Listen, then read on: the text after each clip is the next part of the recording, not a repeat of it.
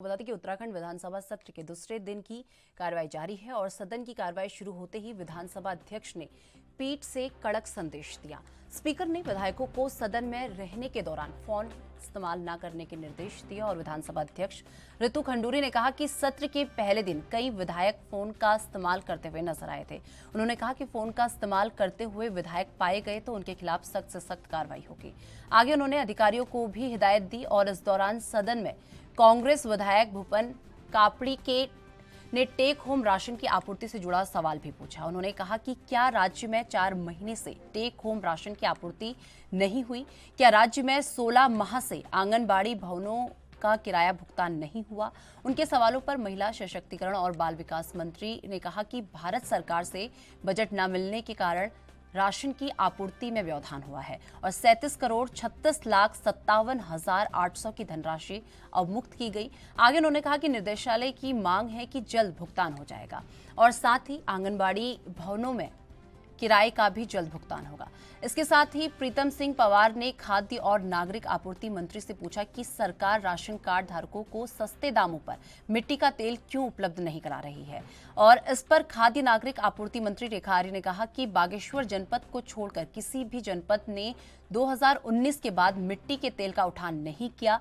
बागेश्वर जनपद में भी मार्च 2020 से मिट्टी के तेल का उठान नहीं हुआ है। आपको बता दें कि उत्तराखंड विधानसभा सत्र का आज दूसरा दिन है और इससे पहले वित्त मंत्री प्रेमचंद अग्रवाल ने विधानसभा के शीतकालीन सत्र के पहले दिन सदन पटल पर रखे वित्तीय वर्ष 2022-23 के पहले अनुपूरक बजट के तहत 5,440.43 करोड़ रुपए के व्यय का प्रावधान रखा।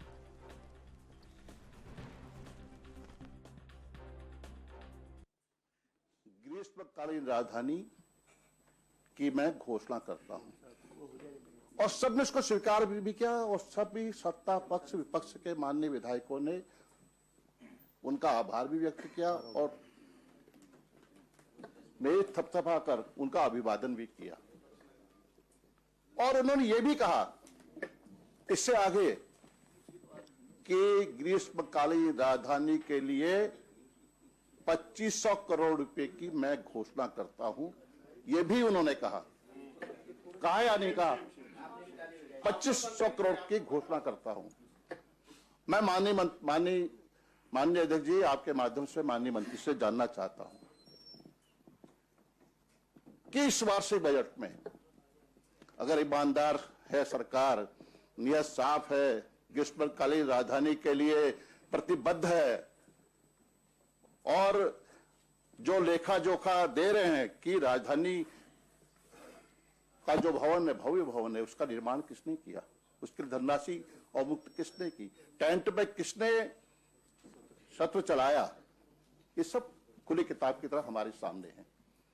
मैं आपके माध्यम से माननीय मंत्री से पूछना चाहता हूं कि इस वार्षिक बजट में अगर इतनी ईमानदार सरकार है, इतना ही थरारी शयन से मोह है, इतना ही राजधानी गैर शयन से मोह है, तो क्या इस वार्षिक बजट में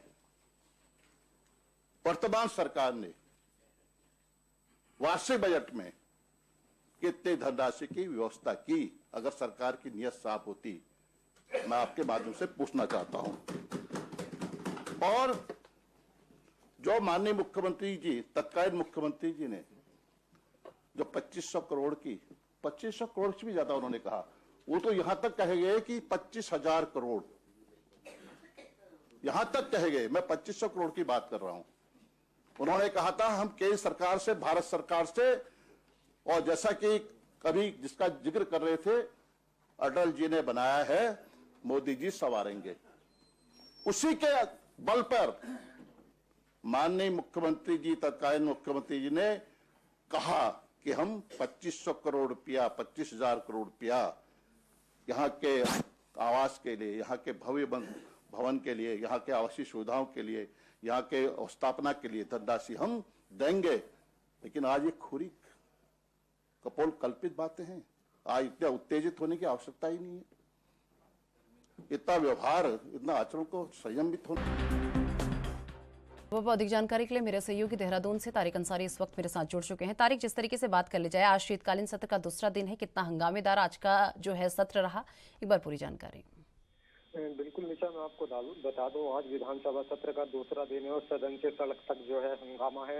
एक तरफ सड़क पर जो है तमाम लोग जो है अपनी मांगों को लेकर, तमाम संगठन अपनी मांगों को लेकर प्रदर्शन कर रहे हैं। वहीं जो है सदन के अंदर जो है विपक्ष लगातार जो है सरकार को घेरता नजर आ रहा है। बिल्कुल साफ तौर पर विपक्ष ने सवाल उठाया कि पूर्ववर्ती सरकार ने जो गैरसैंण को ग्रीष्मकालीन राजधानी घोषित किया था, लेकिन पिछले जो है कई सत्र जो है देहरादून में हुए हैं, जबकि राजधानी गैरसैंण में एक भी सत्र आहूत नहीं किया गया है। तो बिल्कुल साफ तौर पर जो है विपक्ष ने गैरसैंण राजधानी को लेकर जो है सरकार पर आरोप ये लगाया है कि सरकार जो है अनदेखी गैरसैंण की कर रही है, जबकि जो ग्रीष्मकालीन राजधानी बनाई गई थी वो गैरसैंण थी, जबकि उसमें सत्र नहीं कराया जाता। इसके अलावा मैं आपको बता दूं, विपक्ष ने मिट्टी के तेल का मुद्दा उठाया है। बिल्कुल साफ तौर पर विपक्ष ने ये कहा है कि जो मिट्टी का तेल सरकार ने देना बंद कर दिया, इससे लोगों को काफी परेशानी हो रही है। और तमाम ऐसे मुद्दे हैं जो विपक्ष द्वारा जो है सरकार के सामने रखे गए। निशा जी।